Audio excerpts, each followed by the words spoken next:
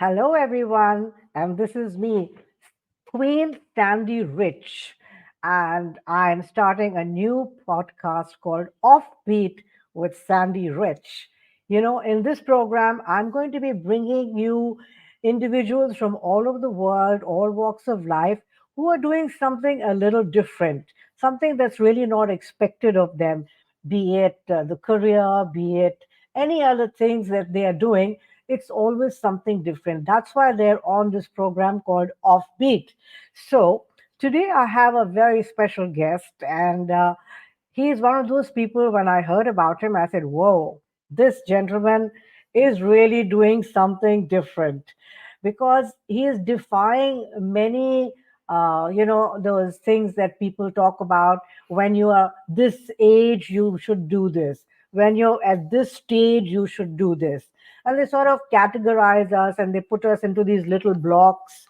And this gentleman has decided no blocks, no barriers, no categories.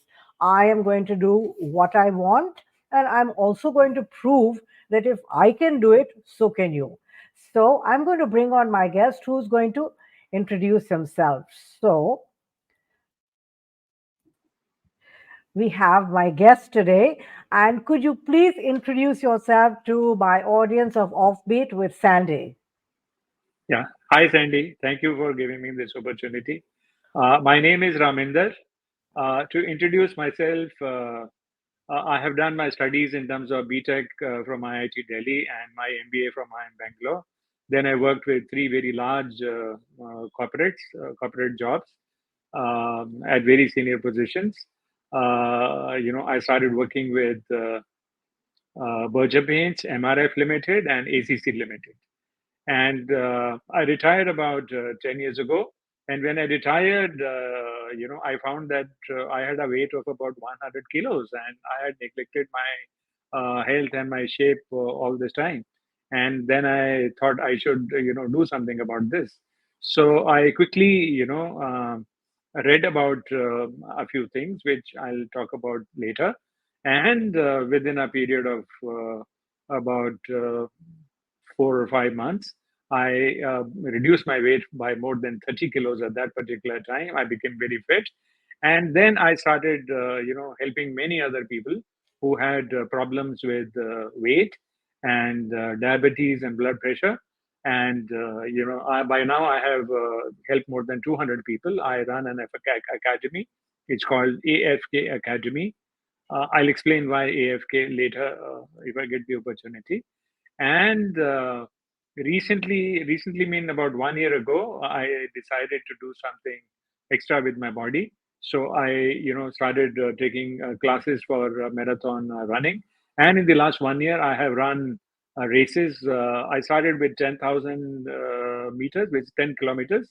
Then I have finished one half marathon. And my target is to do a full marathon next year.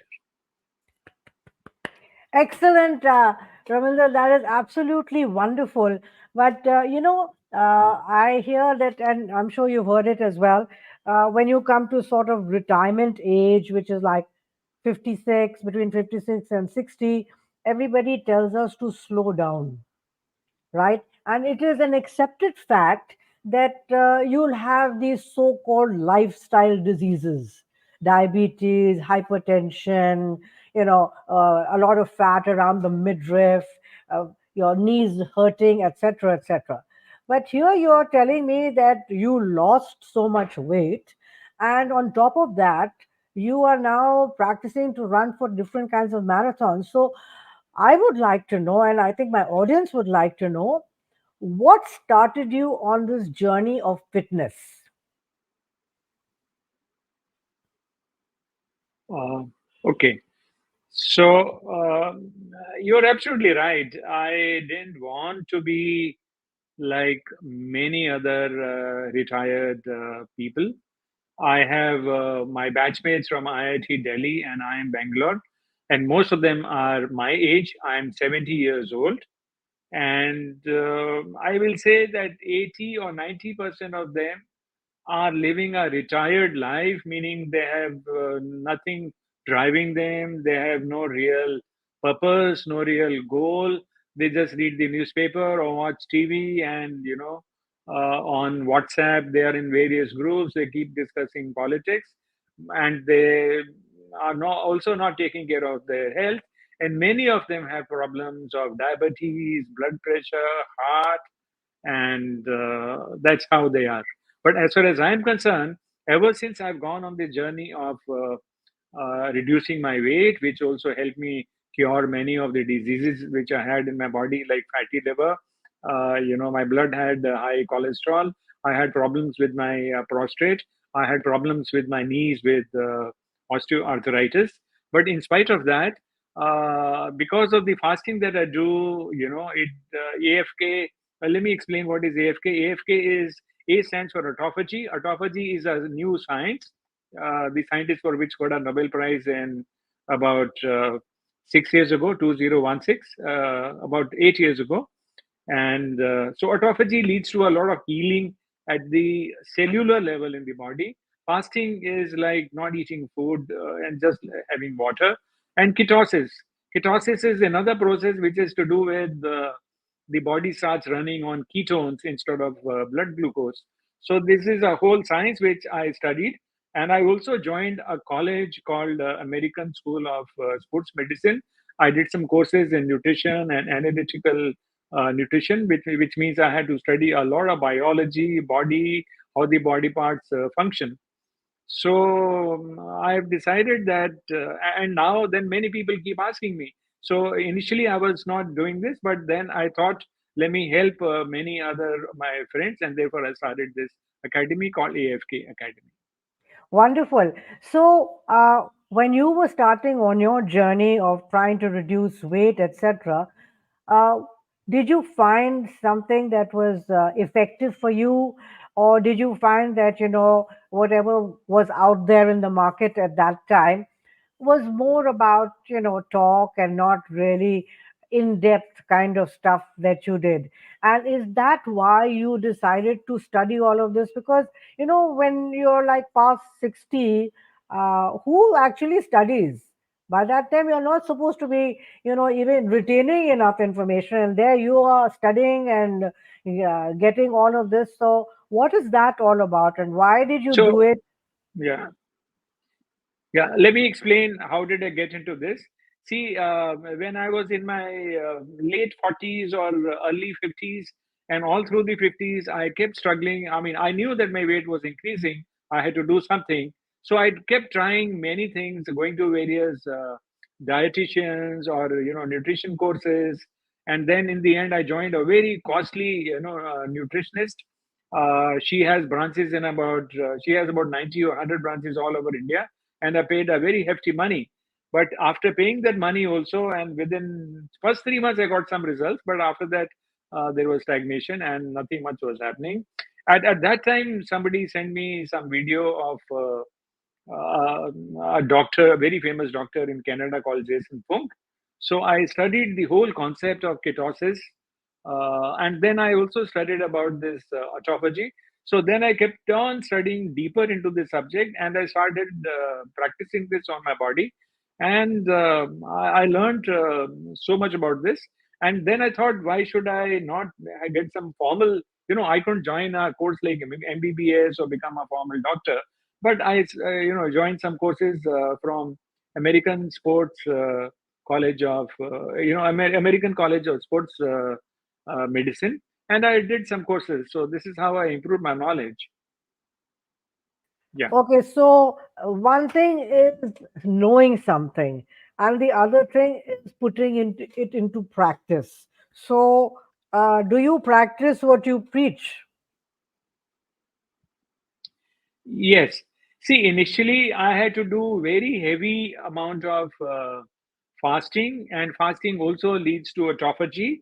So fasting led to ketosis, which led to loss of my weight. For every 5 days of fast, I was losing 2.5 kilos. So I did a series of fasts over a period of 3 to 4 months, and I lost my weight. And because of the autophagy, and the stem cells being formed in the body, the growth hormones coming into the body. So my body started healing, and My knee pain also reduced. I could start walking, and slowly I could, do a little bit of running. So, I mean, this is how it improved. And at that time, I had to do very intensive fasting. But now, as a lifestyle, I have decided not to eat. I don't eat, breads or wheat or rice, or I call it grainy carbs. The reason is many people don't know that when you have carbs, when you eat carbs, sugar is also a carb, and these grainy carbs are also carbs. So when you have any carbs, including sugar or wheat or rice, it converts into blood glucose, just like when you have a sandwich or bread, it converts to blood glucose just like real sugar does. So I thought, since in my family everyone is obese, we also have a history of diabetes and heart problems. So I decided permanently for the rest of my life, I don't eat any food grains. And I also do, whenever my weight goes up by 1 kilos or 2 kilos or something, I do fasting for 2, 3 days. And I generally eat very healthy food. I don't eat dinner. So yes, I'm practicing all the time. Okay, so this academy that you've opened, uh, who are the kind of people that come to you? Are they young, old, a mixture, male, female? What is your client base like? Okay. See, my client base has come essentially from my friends, my real friends, either from the professional, organizations where I worked in the past, or my batchmates, or my neighbors, or my relatives. And then, since my profile has become very popular on the Facebook, so I have many Facebook friends. So, and I mean, this is how the people come to me. Many of them are, mostly they are relatively, educated, because they need to understand some of the concepts I explained to them. They're from age groups of, the youngest person I took care of her health was, she was about 21 years when she joined me, and I think she was the youngest person. And the oldest person I have dealt with is about 68 or 69. And I think 40 or 50% of them are women, because I find women take weight and health more seriously compared to men. So I think almost 50% of them are women, or maybe even 60% of them are women, and about 40% are men. And age group, I think all age groups. Uh, the older ones and even the younger ones come mainly because of weight. The elder ones come mainly because of the diabetes and blood pressure. Yes, I think as one grows older, the body doesn't work as efficiently. And by that time, we've got all these lovely habits, as you said, of snacking and all the carbs that go in. So obviously, we require to do much more work. But it's okay. I know you have this academy and you're helping people lose weight. But why is it that at this age you are running? I don't understand that. What makes you run? Because at this age, people are I've got so many problems in the knees and the back and the feet, and here you are running. Do any of your batchmates run with you, or is it just you? Okay. Okay. See, I decided to go into running because, I mean, I now have a passion, and it's, I mean, you can even call it a meaning in my life, or a goal in my life, that I have to do something about health and my body and my fitness. It's now become like a passion. So, that being said, I wanted to create an example of what is the extreme that my body can do. For example, if I have the parameters of my body in terms of blood, cholesterol, all that data I have, the data is showing that my health is improving every year rather than deteriorating like it's happening to many of my other friends or batchmates from the institute.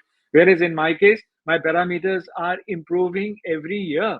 That means my biological age is coming down. In a way, I'm getting younger, because all my parameters are improving. My cholesterol is better, all my blood parameters are better. My heart doctor has told me that my heart is functioning like that of a young athlete of 30 to 40 years. So my lungs have improved, my kidneys have improved. So I'm very happy with what I'm doing with my body, and I wanted to get into this marathon and this extreme thing. I want to subject my body to an extreme which normal people don't do, just to show what a human body is capable of. And age, as they say, it's a number. It's only in our minds. But as far as the body is concerned, if you treat it like a young man's body, it starts behaving like a young man's body. If I start treating my body like of a retired old man and given up and all that, I'm sure my body will also start becoming lazy and and then the lifestyle diseases also come. If you're not doing anything, if you don't have any passion, you'll be eating all wrong kinds of foods, because you're not controlled, you're not disciplined. Whereas in my case, I'm absolutely disciplined about what kind of food I eat, and I take care of my body. So therefore, I mean, this is how I've decided that for the rest of my life, I don't want to live the life of an ordinary person. I want people to notice this. Even in marathons, my target is to do at least one podium finish. Podium finish means I should be the top one, two, three in at least some category of my age group. So, talking about your age group, Ravinder, and the marathon and all this running that you do, how many people are there actually in your age group who are signing up or practicing for the marathon? Okay, okay. See, the recent marathon which took place in Bombay it's called Tata Marathon. It's one of the biggest marathons in India.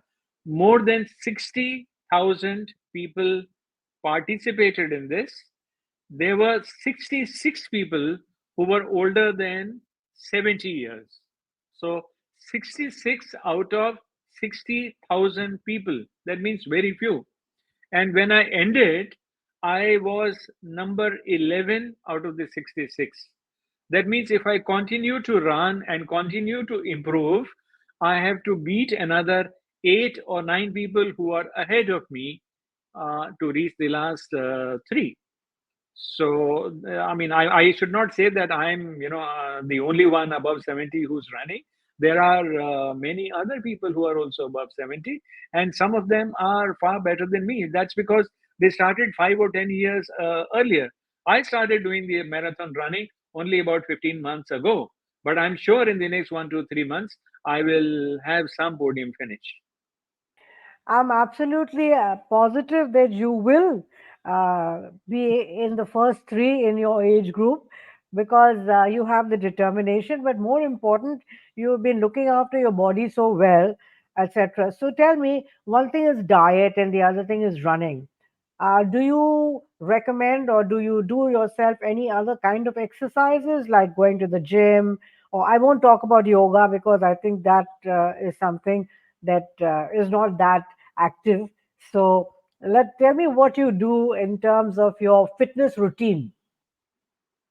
See, 1 year ago, I was a member of a gym. So I remained a member of the gym for about a year.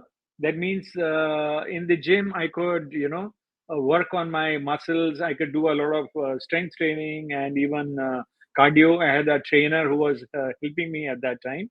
But after joining this marathon academy, these people train you not only for running, they make you do various exercises, including strength training, of course, by using the body weight.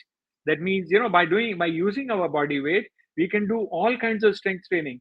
For example, push-ups is strength training. Push-ups, lunges, squats, planks. These are all strength training exercises, or let's say muscle building exercises. So these exercises can be done either in the place where we go for training, or because we train only 3 days in a week. So on every second day, when we are not going for training, they tell us to do strength training at home. And during that strength training, I have to spend about 60 to 80 minutes on my strength training. I have a list of what exercises I do every day. The last I did was 150 push-ups in a day, 150 push-ups, 150 lunges, 150 squats, and then planks, and then you know um, uh, mountain climbers. So like that, I have a list of about 7 or 8 exercises, which last me from 60 minutes to 80 minutes every second day, every alternate day. So one day I do running, and one day I do my strength training. Okay, so now you are so dedicated to your fitness and your food, etc. So, what does your family have to say about this? There are mixed reactions. Sometimes some of the members say, no, no, this is an extreme. Why are you doing this at this age and all that? But I find my wife has been influenced. She comes with me when I go for my running. She hasn't joined the running group, but during that time she walks and does her own exercises. So in a way, she's also exercising and walking for about 75 minutes in the morning. We go at 6 in the morning and come back at 7:45. So she's also got into this routine. As far as food is concerned, she has also decided to give up on wheat and rice. So in our house, we generally never have any atta and wheat and rice and bread and sandwiches and all that. So we mostly eat other stuff, which is for proteins. We eat chicken, fish, and eggs, and we eat dals every day. We eat lots of vegetables. We eat cooked vegetables. We eat uncooked vegetables means salads. We have many things which we had in the salads, and then we eat some fruits, uh, and we also eat some seeds and some nuts. So she has also taken this into, I mean, I will not say that she's doing as much as I do, but at least 40-50% of what I do she does. And she's absolutely fit. She has no extra weight on her body, and she's very healthy. So I'm sure it has had an influence. But there are many other people in our family, in our who are still, I come from a family where everyone is obese and they have diabetes and they have heart problems. So my own brother, for example, and he doesn't listen to me. So he said, "Why are you doing all this?" But he himself is he's about 110 kilos and he's shorter than me. And he's eating many medicines for heart and diabetes and all that. He's not listening to me. But then I don't know. I mean, that's up to him. And what about your kids? What do they think about this dad who's on this fitness binge and doing all these things in his Yeah. old age? No, no. I have two sons. They're both in the US. My elder son himself is very fit, and he does a lot of exercises. He does running, walking, squats. So, and he does a lot of swimming. He has a swimming pool in his house. So, he also does a lot of swimming. Uh, Sorry. What about your younger son? Yeah, yeah. And my younger son is more, he's more indisciplined. He's got some extra weight. He also, I mean, he also does a lot of snacking or eating junk food, snacks. I mean, we are trying to convince him, but so far he's not listened to this. I wish he does, because compared to me and my elder son, he's more, I mean, I will say little overweight, and I think he should do this. He's not doing this, right? Well, But they're very uh, proud. They're very proud of what I'm doing. yes, I'm They're very. quite I mean, sure. every time they see my pictures and what I do, they keep sending me very good messages. So they're very happy and very proud that I'm taking care of my body. And there many times the children are worried about the health of the parents, but in my case, they're very happy that I'm taking care of my health, and in a way, I'm also taking care of the health of my wife to some extent, and they're very Quite happy with sure. that. They're not worried about the health of their parents. Good. That's a very good thing because most kids, when they have parents in our age group, they start, worrying, oh, now what could happen? And there's because whenever you go to a doctor, you always told, the chances of a stroke and the chances of this and that. And so you come back a very scared person with a whole lot of tablets. And you think by popping those tablets, everything is going to be fine. They are the saviors, the lifesavers. But I think they cause more chaos in the body, in the entire metabolism, in the chemistry, than not having medicines. And I think you're pretty good proof of that, that we really don't need all of those things, because if we take care of our health. But you know something, I would like very much for you to explain about this AKS, like you mentioned in the beginning, because you just gave the definition and the meaning. But I'd like you to talk a little bit more about that, because it's a very interesting and a very, I think, important thing for people to know. Okay, okay. AFK stands for A stands for autophagy, F stands for fasting, and K stands for ketosis. Let me first say ketosis because people understand ketosis a little bit more than autophagy. So ketosis is a stage when the body has when the insulin level, when the blood glucose level has gone to a very low level, the insulin level has gone to a very low level, and then the body starts converting fat into ketones and ketones. So ketones, ketosis. So the word ketosis comes from ketones.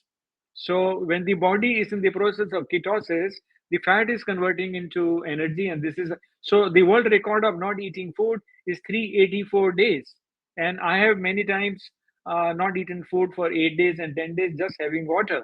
So this is called ketosis.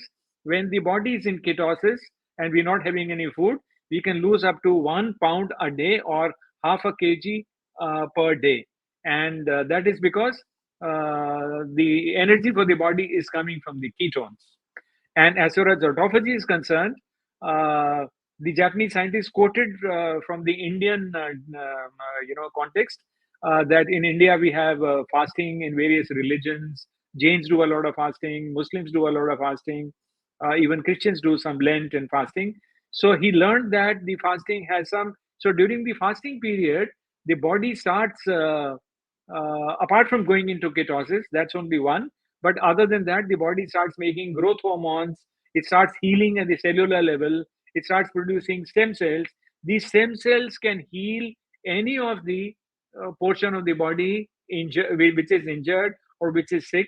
So stem cells is a very healthy way of using the producing the new cells and healing our body. For example, I had osteoarthritis and today I'm running and without taking any medicines. I'm sure the stem cells have healed my knee joints to some extent that I can be doing running. So similarly, my prostate and my complexion, my body and my skin, I think. So autophagy is a very good science. I mean, many of the doctors in the colleges they have not read so much about this, but it's a very good science. It won a Nobel Prize in 2016. So it's a very good science of healing the body from within. And in the ancient days, the Indian method of using fasting, so it was already known to the Indians. It's only the Japanese scientist. He did some research and he wrote a thesis and he got a doctorate. But he said he picked up a lot of data from India.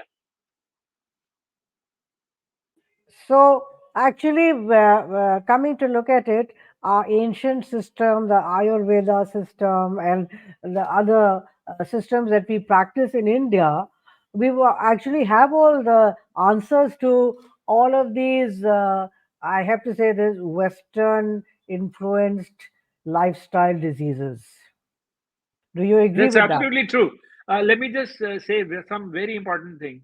I have already cured more than 20 people who had diabetes older than 10 years or 15 years or 18 years. And now they are taking zero medicine for diabetes. But I have never seen a regular, MBBS or MD kind of a doctor who's treating people, diabetes patients. They just keep on giving them tablets or insulin injections. I have seen patients taking those insulin injections and insulin tablets for 10 years and 15 years and 20 years till they die. They keep having the medicine. So those doctors never cure anyone for from diabetes. Whereas when they come to me, in about 6 months or 7 months or 4 months, we cure them that they stop having medicines. Their own doctor says stop having medicines because the body is not making so much of blood glucose that they don't have to take the insulin or the diabetes medicines. And because we are not doctors, we just practice this health thing, but we are not qualified doctor. Although I have qualified doctors in my AFK academy, but we don't interfere with the medicines that the patients take. We say you consult your regular doctor.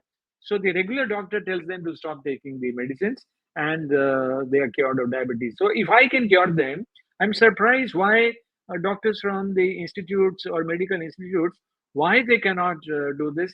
They still keep tell them to keep having medicines for about 20 years, 30 years till they die. So you're absolutely right that the modern medicines don't really cure, and in fact, they prolong that the patient should keep on taking the medicines. I don't know whether it's the monopoly or whatever of the industry, but they keep doing it. I don't know why. I mean, there are solutions which are other than taking medicines, but I wish more people can practice these natural ways from food and from fasting and what we do rather than just popping pills all the time. Quite true. The other question I had for you is you've been a corporate person all your life, and you've worked for very large, well known, successful companies in India. And obviously, you have contributed a lot to their profits and made them successful with your hard work, etc. So now you're on a completely different path, offbeat, as I say. But tell me, because no experience is just there, it always adds to your wealth of knowledge and what you do and how you do it. So, what part of your corporate life or your expertise from your corporate side have you now brought into your new venture? Okay, okay, okay. Uh, See, from the corporate life, um, the I mean, apart from technical language like chemical engineering and some of the technical subjects, finance and all that, but the main thing that we learn in a corporate job and corporate role is to generally, define what the goal is.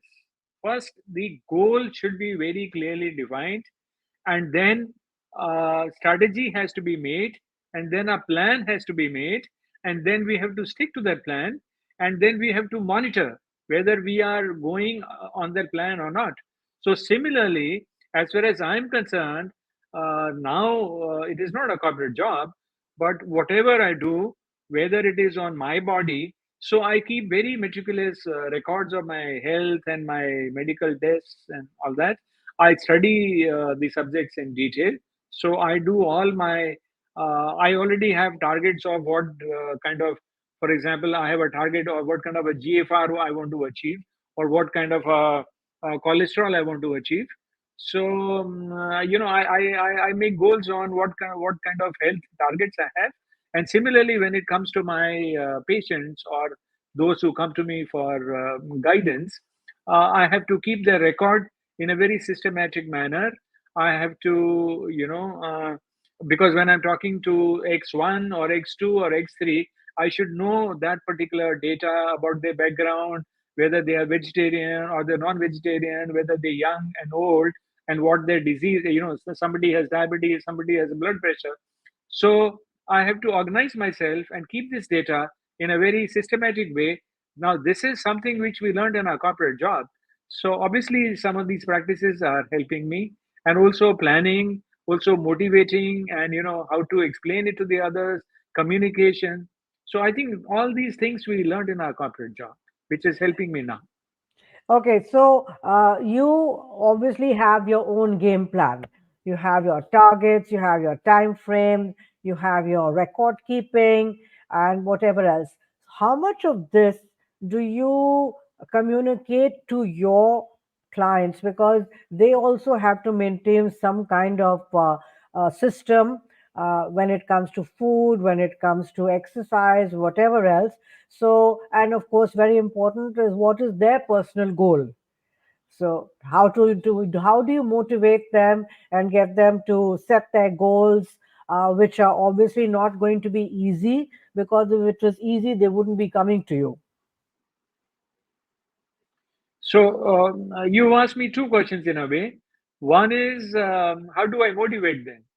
So in order to motivate them, I try in a very simple way to explain the science of how why it is important for them to do fasting, how does fasting help for them to go into ketosis, and how going into ketosis is helping them to burn their fat and to lose their weight. And similarly, when we talk about autophagy, how it is improving their health, there are many members who have said that their eyesight has improved, or their skin has improved, or their knee pain has improved. Now this has obviously happened because of the autophagy. That means the body is healing from inside. Now for this, I when the members join in the first two sessions, I explained to them some of these concepts in a very simple language about what is autophagy, what is ketosis, and what is insulin, what is the role of insulin, why should insulin go down, and then what is what are the foods we need to eat. For example, what do carbs do, what do proteins do, what do oils do, or fats do, and what is the role of the vitamins, and the role of water. So we explain them, and then we also tell them in how much quantity to eat, and when to eat, and when not to eat. So we explain all this, and from periodically they send me reports, and we give them feedback.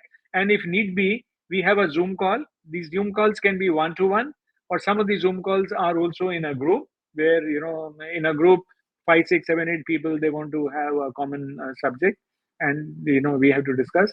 So we use individual communication and group communication, but monitoring is very important, feedback is very important, encouragement is very important. And when they're missing, we just tell them politely that, no, no, this is not good.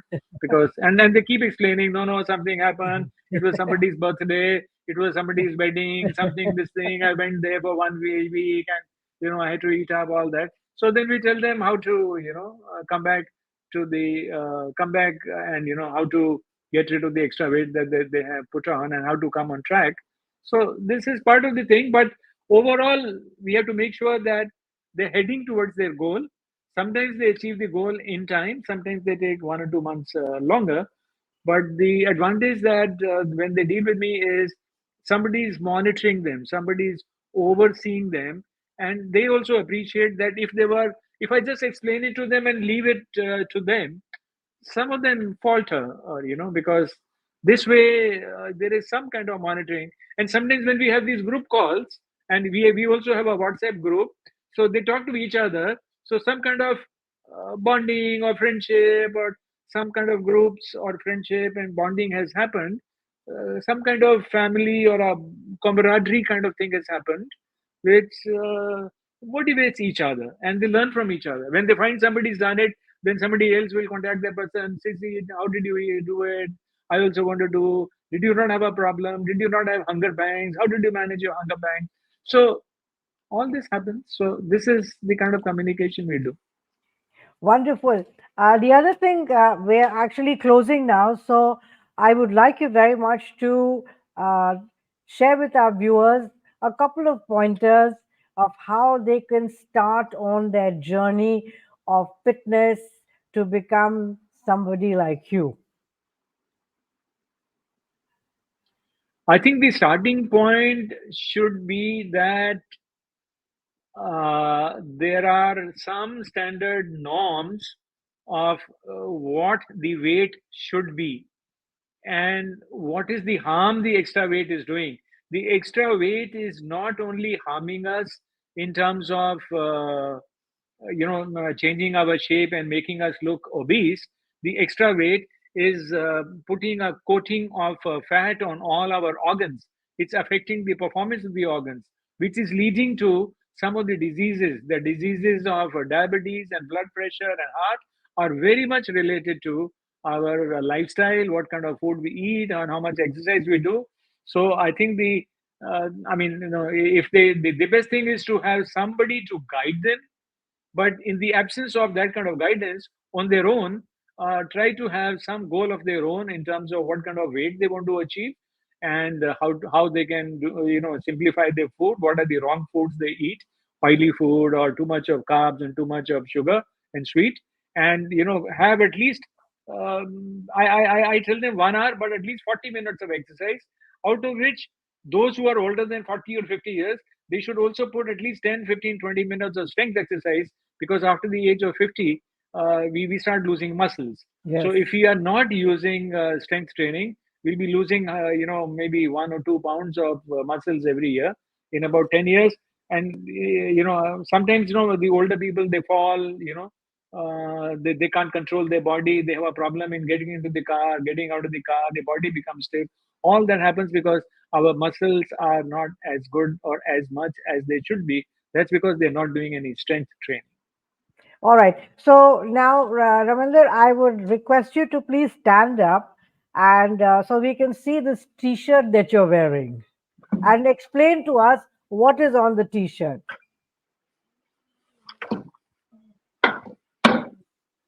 Okay, so that's it. I can Okay, see a you saw this. logo. Okay, this Yeah, is yeah. a T-shirt. This Okay. T-shirt is given to me. I have joined an academy called Be Fit Marathon Academy. Uh, they have about more than 100 members, and many of them, all age groups, maybe 25 plus, going up to the. I think I'm the oldest person in the group. There's another person Wonderful. who's 69 or 68. I'm 70. So all age groups, and we meet 3 times a week. And there again, once again, a lot of bonding and friendship is happening, and we're making good friends. Sometimes we just sit down somewhere and we have some small social gatherings. But it's a very nice way to keep discipline, because we have to get up at 5 in the morning, get ready, and to reach the venue at 6 o'clock 3 times a week. So it brings a lot of discipline. And the academy is helping us not only in running, but also in our strength training of Yeah. different parts of the body. There are so many Wonderful. exercises, Yes. which are done, which helps in controlling all the muscles. Wonderful. Thank you so much, Raminder, for sharing all of that with us. I'm sure that you will be inspiring a lot of people because, number one, uh, when people know your age, it is like, oh, no, this is impossible. It's not going to happen, etc. And here you are living proof of not only reducing your weight by close to 40 kilos, but taking off and doing things that most young people would think about.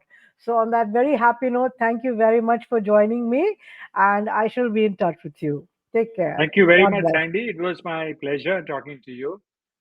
Thank you very much. Thank you. I enjoy talking to you. So there we have it. 70 years old, getting ready to do the marathon, while the rest in his age group are complaining about aches and pains and weight and running to doctors, and half their diet consists of medicines. So, can somebody who is in his age group, or my age group for that matter, really bring about a change in their health and in their activity? And more important, in their attitude. Because remember, it is all up to you. So if you have passion, if you have purpose, if you have a goal, but most important, if you have discipline, anything is possible. So on that happy note, I shall sign off. This is Offbeat with Sandy. See you soon. Bye for now.